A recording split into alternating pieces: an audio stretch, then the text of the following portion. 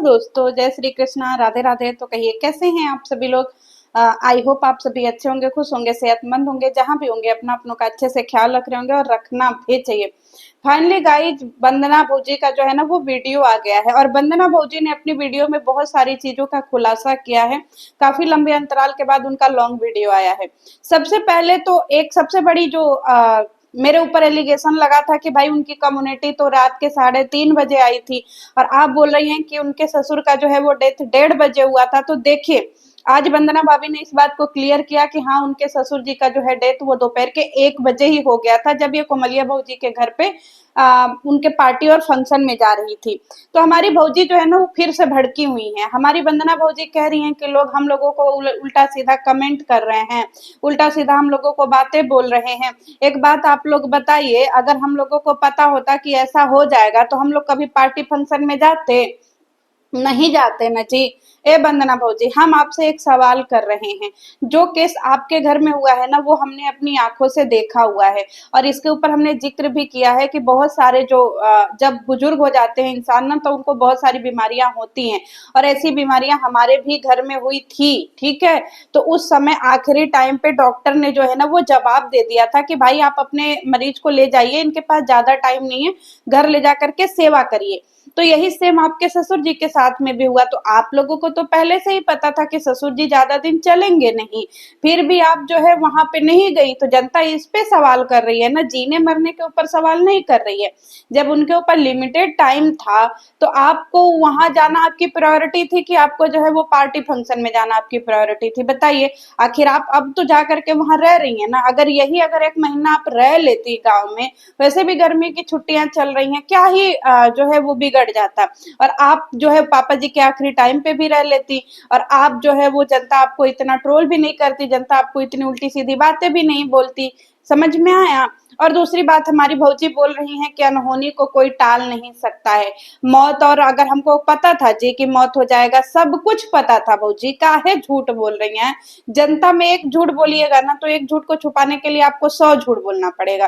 फिर चाहे वो रिएक्शन वाले हो, चाहे वो कमेंट सेक्शन वाले हो, वो आपसे सवाल पे सवाल पूछेंगे ही पूछेंगे कि भाई आपको मौत का टाइम बता दिया गया था कि ये इतने दिन में ही इनकी जिंदगी बची है। ये सबके साथ में होता है कि आखिरी टाइम में अगर कुछ ऐसा होता है तो डॉक्टर बता देते हैं कि बस इनके पास 1 महीने का टाइम है, 15 दिन का टाइम है। और आप लोगों को तो टाइम भी मिला था और आपके ससुर जी की तबीयत भी बिगड़ गई थी। और जब आप लोग अपने पतियों को पार्टी में जाने के लिए बुलाई थी तब भी आपके जो है वो ससुर जी की हालत बिल्कुल भी ठीक नहीं थी। तो आपके यहाँ पे जो है ना आप काहे सफाई दे रही हैं? आप मान लीजिए कि हाँ कुछ चीजें जो है वो आप लोगों से हुआ है, सफाई देंगे, पब्लिक पब्लिक सवाल करेगा, फिर उल्टे सीधे कमेंट करेगा, फिर आपको गुस्सा आएगा। और सबसे बड़ी बात, आपने बोला कि भाई लोग बोल रहे हैं कि हमने इनको बुला लिया, हमने इनको बुला लिया। भाई हमने नहीं बुलाया। अरे इन बातों को छोड़िए ना, जो चला गया, जो दुनिया से चला गया, उसके ऊपर क्या ही अब बातें करना। बस आप यही उनके लिए प्रे कर सकती हैं कि उनको भगवान उनकी आत्मा को शांति दे।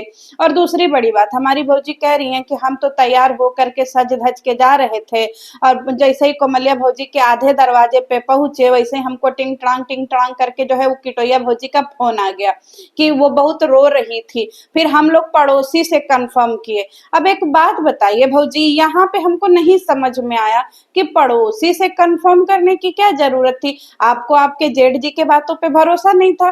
क्योंकि इंसान पहले अपने घर वालों को फोन लगाता है, लेकिन हमारे पी के भैया तो कतई पड़ोसी को फोन लगा दिए। बताइए कि ये पड़ोसी जी जाके हमारे घर वहां देखिए कि हमारे पापा जी को क्या हुआ है, क्यों? क्योंकि किट्टो बहुत रो रही हैं। तो देखिए भौजी, फिर आप यहाँ पे जो है वो गड़बड़ा दी। अब इसी पे पॉइंट पकड़ करके जनता आपसे सवाल करती है तो फिर आप आ जाती हैं कि तोरे मुंह में गोबर लिप देंगे ये करने के लिए। तो भौजी आप इसका जो है ना वो समझिए बात को कि जब कोई चीज होता है तो परिवार वालों को फोन किया जाता है। आपकी जेठ जी थे, आपकी जेठानी जी थी, सब कोई था वहां पे, तो आप उनसे फोन करके तो बात कर सकती थी ना। लेकिन हमारे पीके भैया जो है पड़ोसी को फोन करके पता लगाए। अब पड़ोसी उनके घर गया पता करने कि हाँ उनके घर में क्या है, फिर इसके बाद इनको फिर ये दोबारा फिर जेठ जी को फोन किए। बताइए इतना हाईवे से जाने की क्या जरूरत था भौजी, जब यहाँ पे शॉर्टकट में रास्ता था तो।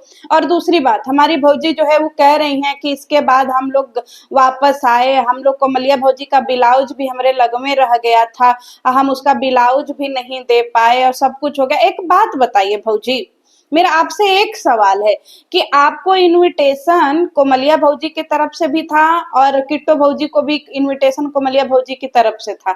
तो जब आप लोग पार्टी के लिए यहाँ पे रुके थे तो आपने ये डिस्कस नहीं किया कि आपकी बहनियां भी तैयार होकर के गई थी कि नहीं, वो भी आधे रास्ते पहुंची थी कि नहीं? क्योंकि जब आप पार्टी के लिए निकल गई तो सेम चीज जगह तो उन्हें भी जाना था, तो आप उनकी बातें क्यों नहीं बताई, उनकी बातें क्यों छुपा ली कि भाई वो भी जा रही थी, उसको भी ऐसे फोन आ गया? क्यों? क्योंकि ज्यादा हेट मिल जाता। अब देखिए भाई, अगर दो बहनें रुकी हुई हैं एक अपने भाभी की पार्टी के लिए, तो इसमें कोई दो राय नहीं है कि हमारी किटोया भौजी जो है वो पार्टी में नहीं जा रही होंगी, पक्का जा रही होंगी, क्योंकि पार्टी के लिए ही तो ये लोग अपने पतियों को बुला लिए। तो जैसे आप घर से निकली हैं वैसे तो किटोया भौजी भी निकली होंगी, तो फोन अगर किटोया भौजी को आया तो वो भी तो रास्ते में रही होंगी ना जी। मतलब बताइएगा, इसका भी थोड़ा संशोधन कर दीजिएगा भौजी, नहीं तो फिर जनता सवाल करेगी, फिर आप आएंगे गुस्सा करके। और दूसरी बात कि हमारी भौजी जो है वो आधे रास्ते से निकल के आई, अपना सामान वामान झोला में भरी, इनको 3 बज गया दोपहरी के, समझ रहे हैं? फिर ये लोग दोपहरी के 3 बजे निकल आते हैं किटोया के घर से, किटोया भौजी और ये सारे लोग एक के गाड़ी में भरा करके जाते हैं। और रास्ते में ये लोग इतने रो रहे थे, इतने रो रहे थे कि वीडियो ही नहीं बना पाए, मार रो रहे थे। भौजी एक चीज है, हमें आप लोगों के रोने का लॉजिक नहीं समझ में आया। बताइए, अगर आप लोगों के अंदर इतना दुख भरा था, अगर आप लोग इतने परेशान थे भौजी, तो आप लोग भी जा करके ससुर जी की सेवा काहे नहीं किए? बताइए, अपने अपनी पतियों को भेज दिए। इस समय गर्मी का छुट्टियां चल रहा है, गर्मी के छुट्टियों में तो वैसे ही जो है वो लोग अपने दादा दादी नाना नानी के घर पे जाते हैं, तो आप अपने बच्चों को लेकर के क्यों नहीं दादा दादी की सेवा करने गए हैं? इतना दुख भरा हुआ था अंदर, आप लोग इतना रास्ते में रो रहे थे, अल्लाह बिल्ला हो गए थे रास्ते में रो रो करके। इतना ज्यादा ससुर जी से पापा जी से प्यार था तो उनके आखिरी टाइम में उनकी सेवा करने काहे नहीं गए भाई जी?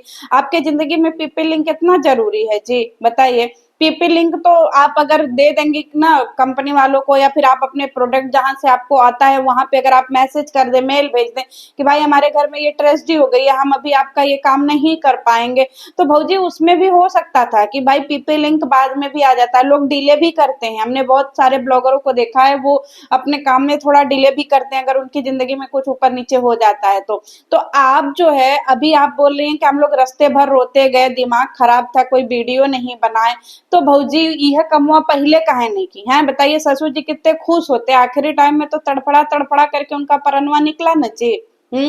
इतना उनको काहे दुख मुसीबत थी? बताइए, आखिरी टाइम में ना आप लोगों को देख पाए, ना अपने बेटों को देख पाए, ना अपने पोतों को देख पाए, ना अपनी पोतियों को देख पाए, जबकि आखिरी टाइम में ना कहते हैं ना, जब बड़े बुजुर्ग अगर आखिरी टाइम में आखिरी विदाई लेते हैं ना तो बहुत सारा आशीर्वाद दे करके जाते हैं, जिंदगी में इतना आशीर्वाद दे के जाते हैं ना कि फिर वो कभी कम नहीं पड़ता है।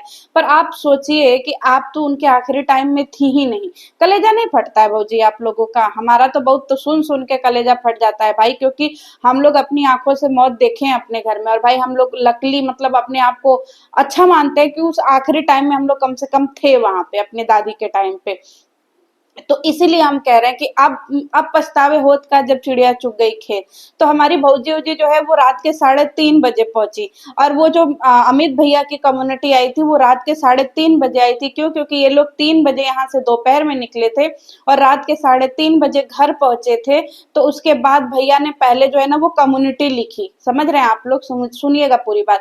पहले भैया जी चौकी पे बैठ करके कम्युनिटी लिखे कि बड़े दुख के साथ हमको सूचित करना पड़ रहा है कि हमारे पिताजी का वो स्वर्गवास हो गया है।